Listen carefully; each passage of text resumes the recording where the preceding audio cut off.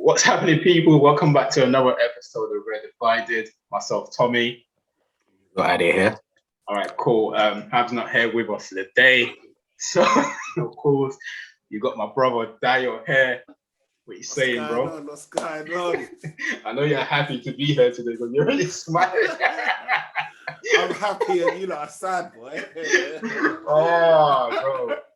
You're already smiling. Days like this, I always wish, why did I ever start this podcast in the first place? Days like this. But cool. This is drive time, boy. Yeah, like everyone's obviously familiar with you, Dayo, already. You've been on here before.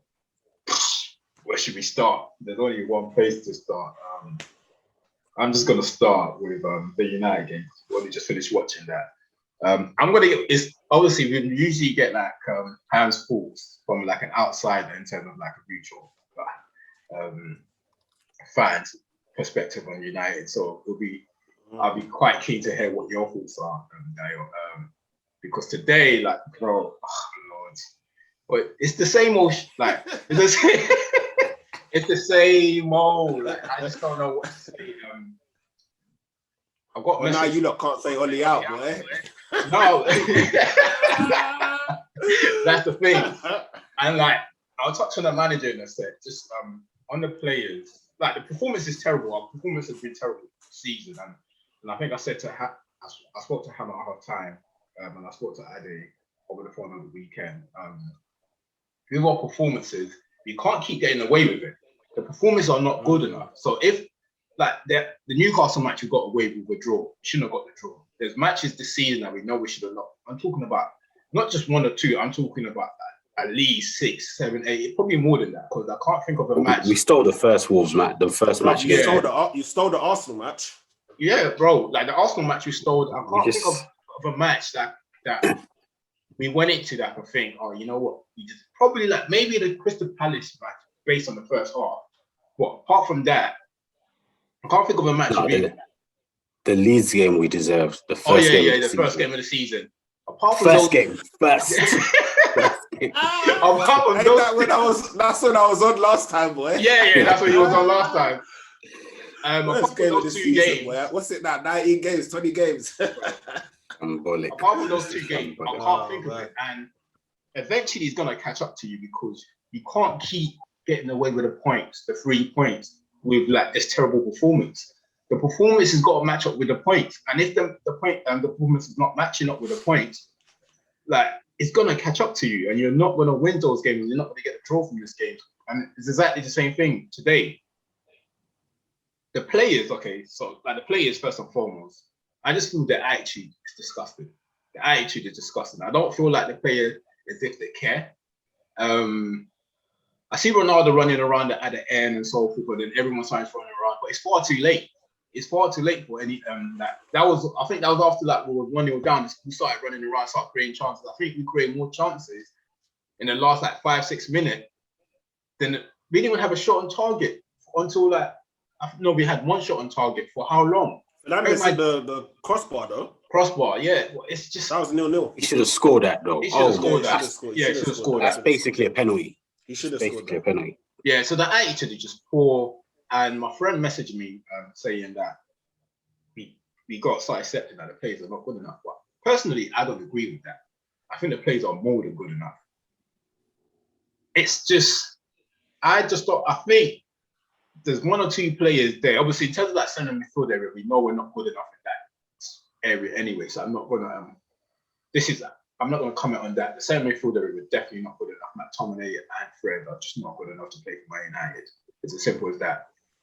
But the rest of the squad, I just don't think we've had a manager there that managed to find a way to get the best out of all these players. Because if you watch this game today, all the players are playing like a bunch of individuals. We're not playing as a team. Even the simple passes we can't get right. And what sums it up is that the chances that we do have, like in the first half, for example, when Sancho had an opportunity to put Ronaldo in, that one is not bad. What sums up the individuality in the team, it was the last chance of the first half when Cavani could have slotted in Mason and he decided to shoot. what is going on there? Bro? Like everyone is just looking out for themselves. And how is Cavani completing 90 minutes and you took off Mason after 55? I thought Mason was our best player. They want him to stay now. They have to gas him up. Bro, they probably promised him that. So that's the player. He was going to go, innit? He was going to go. But that's probably true.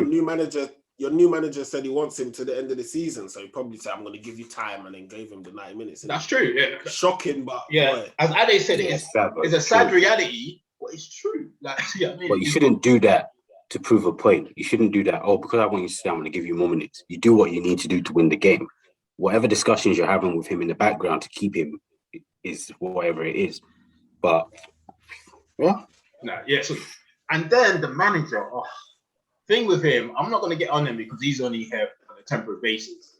He says all the right thing, but it just doesn't materialize on the pitch. And the players that is set out, so he continues to say that he wants to control the ball.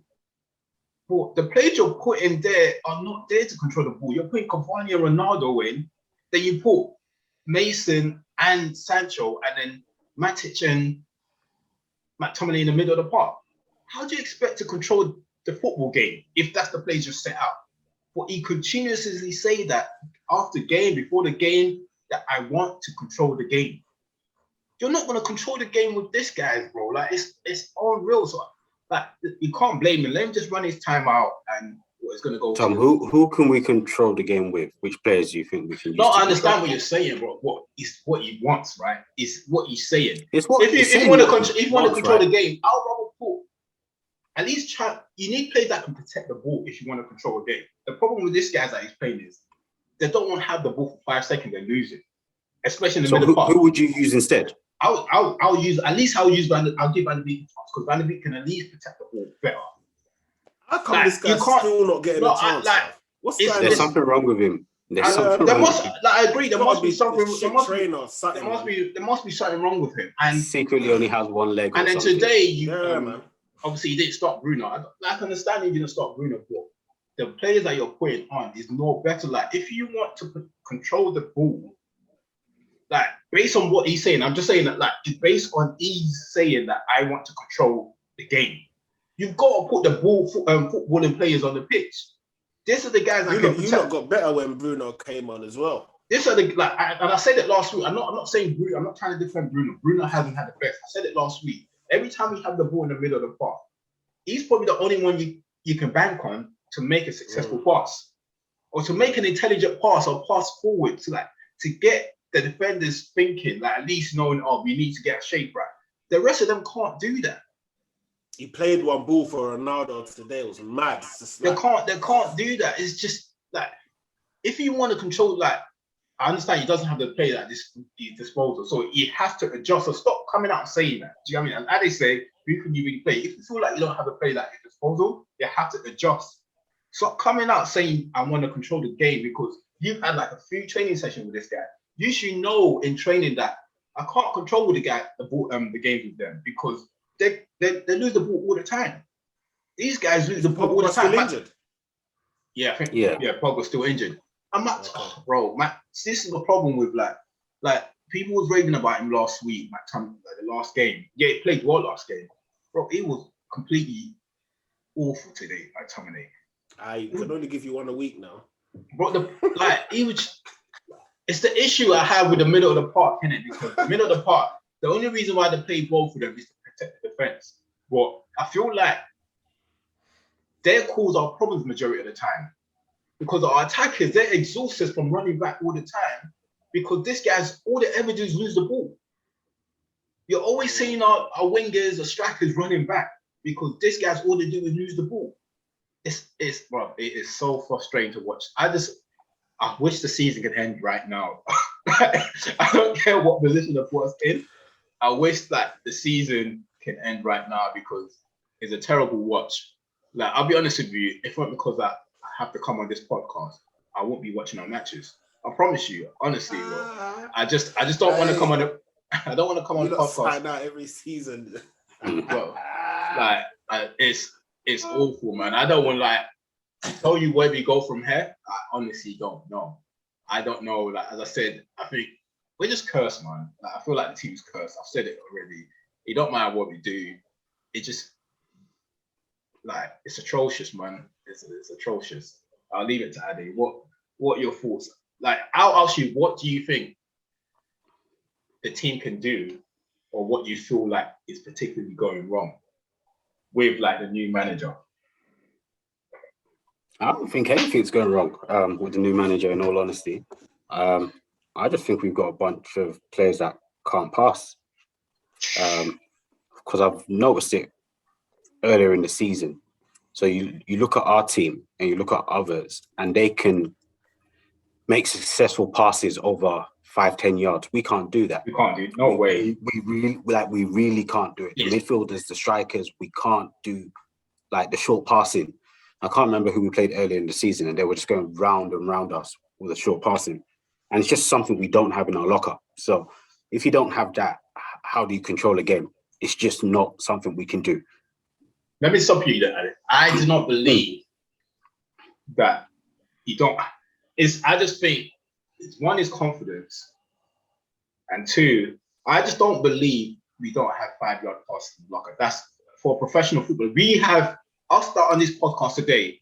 Have 5-yard passes because the simple ones are like that. I understand what you're saying. My issue is we don't have that intricate passing that I feel like the midfielders don't have. I agree with that. But the 5-yard passes, that's what's not acceptable for me. Because you're totally right. We can't pass 5 yards. Yeah. And I don't think it's down to quality or whether they're not having a locker. Because us that are not footballers, we play on 5-a-side, we play on whatever it is. We can do that. Even today's one, for example, like I think we had a break on.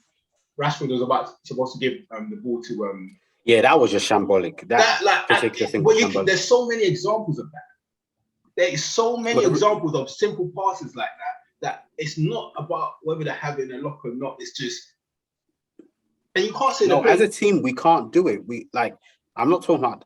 To be honest, I'll even say the individuals because I don't know, because it's people that are failing. Right, I can't say it's the people that I'm seeing not making the passes, and I've seen it early in the season. It's not just today, but today I think at least every single person misplaced a pass that wasn't more than 5 yards. At least every single player. Yeah, that's true, bro. I've seen it before, and you see you know, a team that when Arsenal come to we do it all the time. We do it a lot. It is mental, but it's one of those ones I looked at and I was like, okay, with the intensity these teams play at, they can do these passes at that intensity. We can't. It's as if the whole game needs to pause or the team needs to be sat back for us to complete the pass. We can't do that, those short passes, like at a good intensity. And it's been like that for the whole season. So how do you control a game if when you're trying to do fast passing, you're going to lose it? What's the point? We might as well sit back and do the counter-attack or just slow down. Stop feeling like you're a big boy. Stop feeling like you're a big boy. Pass it like, who would you describe it? Just play like them Newcastle.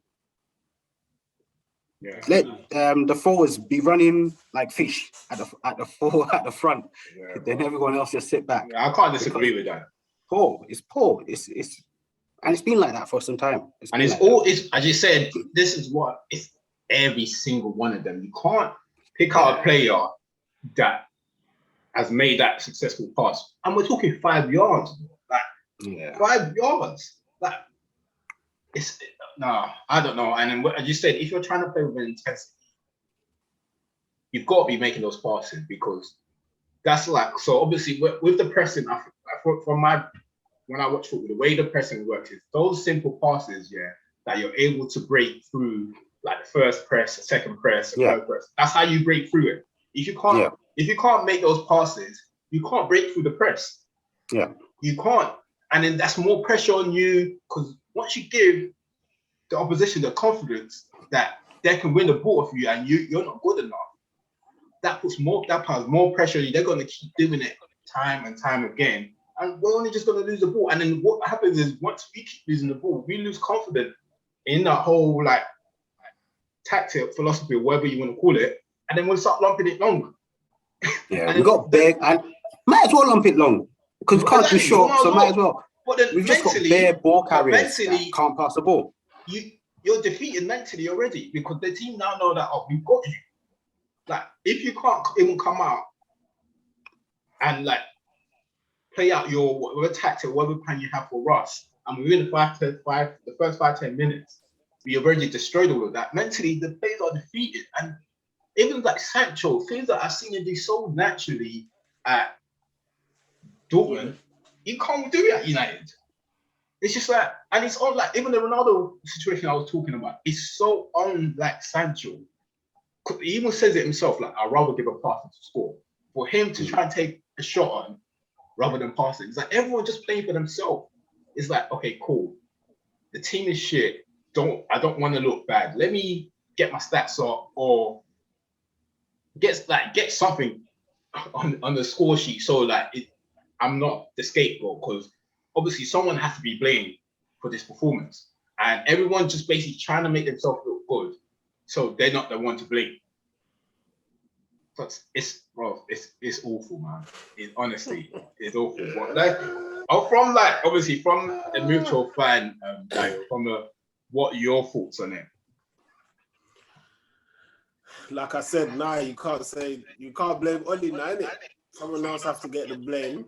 But like you said, I think the players are all blaming each other now. Because if you saw Luke Shaw's interview after the game, he was like basically saying that they weren't helping each other and there was no one for the defense to pass the ball, to play the ball up to, and people wasn't doing what they're supposed to do. Wolves were better than them the whole game. Then he ended his interview with maybe the manager can bring us some ideas. What do you mean by that? Like you're saying that about your manager already. He said maybe the manager can bring him some more ideas. He was like, they never had no options to play the ball forward, basically saying his middlemen are dead. The middlemen weren't playing forward or helping at the back. I don't know, man. It's I wouldn't say it's sad to see because I'm happy. Like this. It's mad. When you watch it, it's mad. Like to see United, like today, I honestly thought United were gonna win today. Like they dropped Fernandes, made Ronaldo captain, all of this stuff. I don't know what's going on back there. I don't know how they're coming to their decisions. I don't know what training they're doing, but I don't know, man. Yeah. I think Jones had a good game today, though. Apart from his header, I think you see that his header for their goal, never play it straight down onto the penalty spot, just somewhere to the side. Yeah, there is a side. Apart from that. Yeah, for someone that ain't played in 4 years. I was about to say, considering he played in a long time, he's done well. I don't think defensively, obviously, him and Varane, I thought they done well because even they had a lot of times where they were isolated and I had to mark players. Yeah, they wasn't getting. Getting help. And they did well. And it just wasn't even helping them. Yeah, and I can't even imagine. Balls are attacking and it's just them. Like the midfield were nowhere to be seen. Yeah, there wasn't a lot of one-on-one situation, and I can't imagine even Maguire being in that kind of situation. Oh yeah, against Pedence. Against Pedence, and him and I feel like him and Varane was in that situation literally all game, like one-on-one situation. But like, obviously, with the way Ragnick plays, he likes obviously his fullback high up, and it's all great. But when the fullbacks are not good enough, like Wan-Bissaka, it's not good enough. Like, what's the point? Like, yes, if I just feel like even when he crosses, he just crosses for the fun of crossing.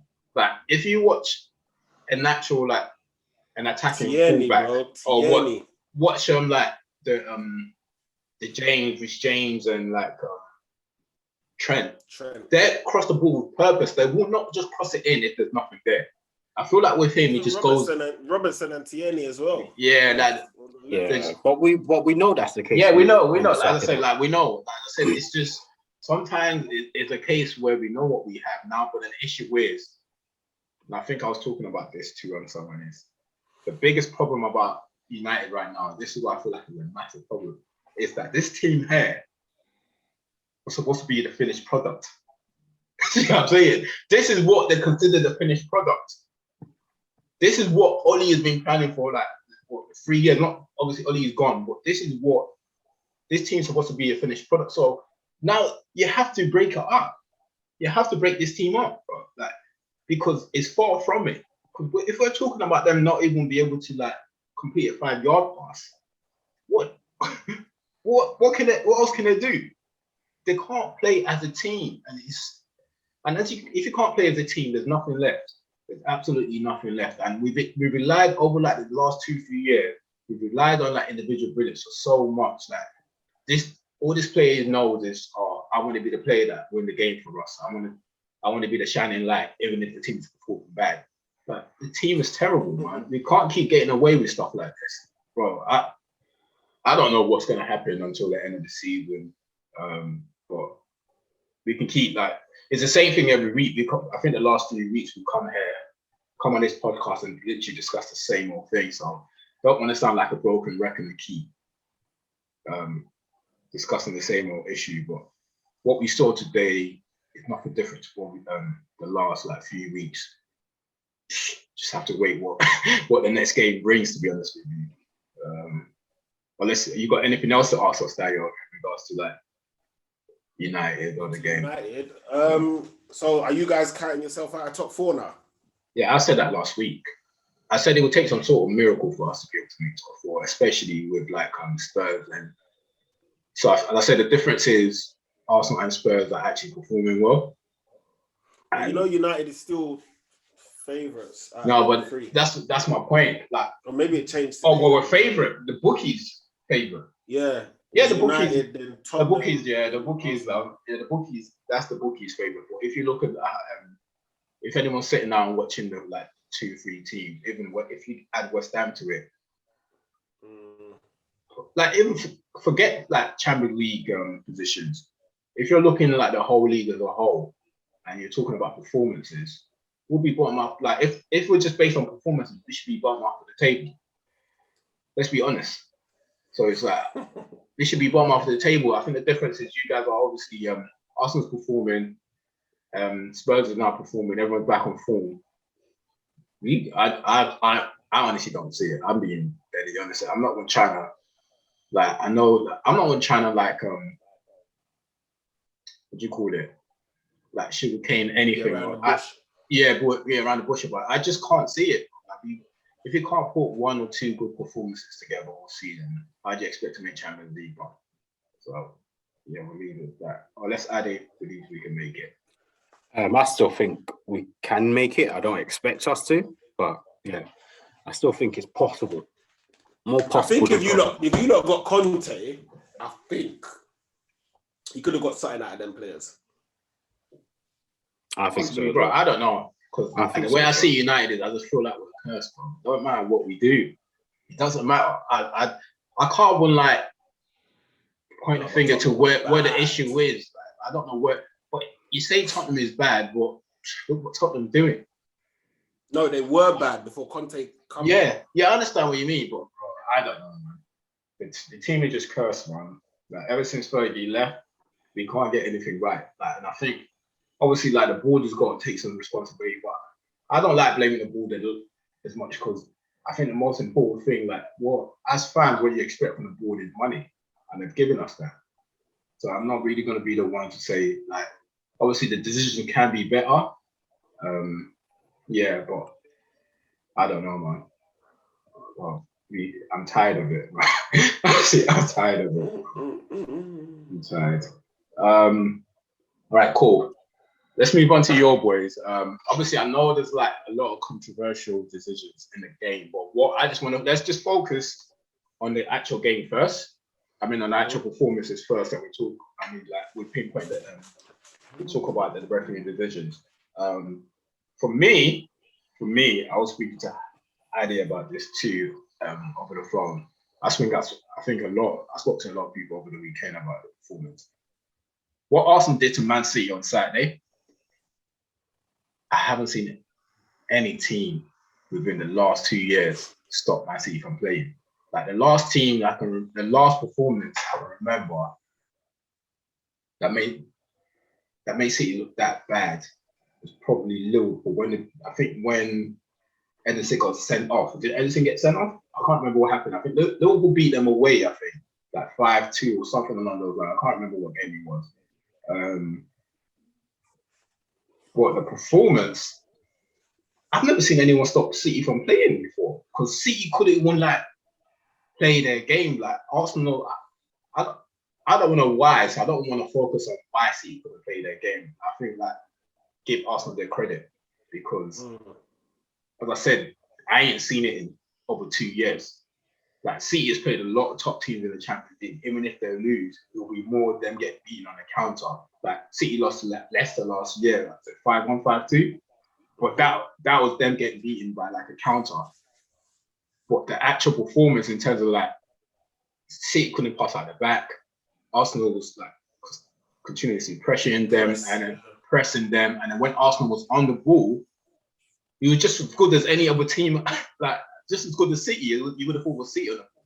Do you know what I mean? And obviously Saka and like Martin Lenny was playing out their skin. Like, and I feel like them two, when they're at their best, they're somehow like unplayable at times because with Saka, for example, I think Ham discussed over the last few weeks, he caught 2-3 players on him and he still can't stop the boy. Bro, there was a point where Sterling, De Bruyne, and I think Silva was around him and he spun all three of them and came out. Yeah, so it's just crazy. And I think I wish I was happy that City ended up winning the game because I felt like if you won that game, because even a draw does not do your performance and does not justify your performance. I mean, it's injustice if you get even a draw, basically. Yeah.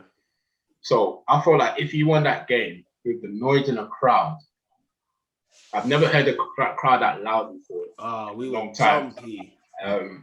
The confidence level winning that game, only God knows where Arsenal goes from there. Only God knows. So it was like I was slightly happy. Not slightly, I was very happy that you lost that game. We lost in the end. Obviously, you was at the stadium. What were your thoughts on like the whole game? Like you said, the stadium was jumping. I think apart from the Spurs game, the stadium has been behind the team at home now, but on Saturday, I don't know, it's like when everyone walked in, there was just something confident about we thought we would win that game. We all said we're gonna win this game or get something out of this game. We're not losing today. So everybody's mindset was we're not losing today. So when the game started, in the first 3 minutes, parties made 2 great challenges, tackles or whatever. We're pressing them. Then we said, we're definitely gonna do something today. We actually thought something was gonna happen. And all the lads played great. I think Laka getting the captaincy has done something to him. Like he's when he plays with his heart anyway. But having the armband is like, even in his interview, was like, yeah, my boys, my team. Like he's gassed from it. He starts the press. Odegaard jumps in. Partey was behind them. Xhaka was the wingers. Everyone was just pressing. City couldn't come out. They couldn't play their game. They couldn't pass from front to back. I just think everyone was outstanding, man. What's your thoughts, Ade? Yeah, I thought they were bloody amazing. Obviously, when you're watching a match, you're like, okay, it started off in a certain way. You're like, City will impose themselves in the game gradually. And it just didn't happen. And so when the game started, I was thinking, why is Jesus playing? I was like, take your full team against this Arsenal team. But Arsenal bossed it. When you're watching the game, and all I kept thinking was, like, Arsenal are giving us hope. They're giving the world hope. I think everyone was supporting Arsenal that day. There was a next energy, man. Yeah, I was just thinking, they've given the world hope that literally City can be taken on. Because it wasn't like they were just edging City. They were outplaying them. They were bossing them. I was just watching. I was thinking, shit, see our life. See people bossing City. Look, us, we can't do nothing. See them bossing City. And then obviously the game went to shit with the penalty. I can't lie and say that I feel sorry for you guys. Definitely you deserve to win. with your performance. It was just amazing. I remember that Martinelli run, and he still managed to get that shot off. He ran from like the halfway line or something. No, the boys did amazing, but I'm happy you ended with 0 points. Yeah, like, I was saying the same thing. Like, amazing. Even a draw, like, it's not good enough. If you guys like finish the game with like a draw, I don't think it was good enough for the level of performance you guys displayed on the day. It was just, bro, like it was a lot. You know, bro. And at a point, like, you know, I can't lie. I was like, Arsenal hater. I was thinking, okay, City's got to start now. Like, eventually, City's going to start playing now. But, bro, and they just kept taking the ball off City like they were kids. Yeah, like give me that ball, pass it. And it's the thing. Party came to the party, man. And it's what you're used to, like City doing to other teams, and to actually watch a game where a team is doing that to City, bro, it was it was unreal, man. But as Ade said, I'm happy that you guys got nothing out of it. All right, so like you was at the stadium, and you probably had a chance to watch the decision over. I'll go first, and I'll be honest with you. I thought the ref had a good game. Like, I'm being honest. This is not me being bad. I thought the ref had a good game. The only thing, like, I will agree with is like, maybe some of the City players should have been like carded, but City get away with that all the time. I don't know why. That's not just that game. City gets away with that all the time. Like, I don't know what they've been doing, whether like the Abu Dhabi the owners are being flying out the ref to like Dubai on holidays, whatever it is. But City get away with that all the time. The first like point will be like obviously the Arsenal penalty happened first, right? For me, I did like, 0-0 when it was 0-0. One a friend called me and they said it was a pen. I was like, no, I don't think that's a pen, because that when I first saw, I thought he got the ball. But then after like they kept on showing the times, like they kept on showing the replay, they kept on showing so many different angles, and they still couldn't like really. Some angles shows that the keeper got the ball, and some angles shows that what's his name, Odegaard got fouled. And like for me, I feel like the keeper got the ball first, then Odegaard, because I feel like the keeper's leg landed before Odegaard actually connected with the keeper. So I feel like he got the ball before his Odegaard's feet connected with the keeper. So for the fact that it can go both ways, like you can call it a pen, you can not call it a pen. For the fact that they had to show so much angles of it, and because the fact it's subjective, some people think it's a pen, some people don't think it's a pen. But I feel VAR is right. It's not clear. It's only a clear and obvious error that they should be checking VAR. That wasn't a clear and obvious error in my book. What are your thoughts on that, Dio? Because obviously you was at the game and you probably watched it. Do you think that was a definite pen? This whole penalty thing. First of all, just big up the boys once again, because the performance was mad. It was mad, but I sit behind that goal, so I'm looking right at it. It's a pen. It's very tight. I can obviously on the day I was against it, but when I've watched the TV and like what you've just said now, for the defense of the VAR, it wasn't clear and obvious, because it's very difficult to tell if he got the ball first or he took him first. I sit right behind that goal, and from our view, he took his leg first. But like you said, on the replays on BT, it looks like he might have just got the ball first. He might have just got the ball, but that's not the argument. The argument is go and watch it, innit? Because the City one is basically the same thing, because we know that my man has dived and then he's pulled him. He's on his way to the ground before he tucks his shirt. That's what the complaint is. They're both penalties or they're both not penalties. If both of them wasn't given, there wouldn't have been any complaints. If they were both given, there wouldn't have been any complaints. It's just that you're doing one for one and one for the other. That's what everyone's mad about. Cool. Ade, what's your thoughts? Yeah, I think when I saw it, because when I was watching it live, I just thought penalty straight. Nothing but penalty crossed my mind. And then obviously they start showing all the replays. And I live an easy life. I don't like to stress myself. So once they kept showing one angle, then another, I was like, forget it. I'm tired. I'm not even going to watch it. But my first thought was penalty. But then once he didn't give the penalty, and obviously VAR's is based on a clear and obvious error, I was like, it's that definition that hinders Arsenal, Yeah. right? Because even if they go and look at it, it's that whole thing that has to be clear and obvious. And because they've shown the replay so many times, it just makes it clear that it's hard. It's a hard judgment call.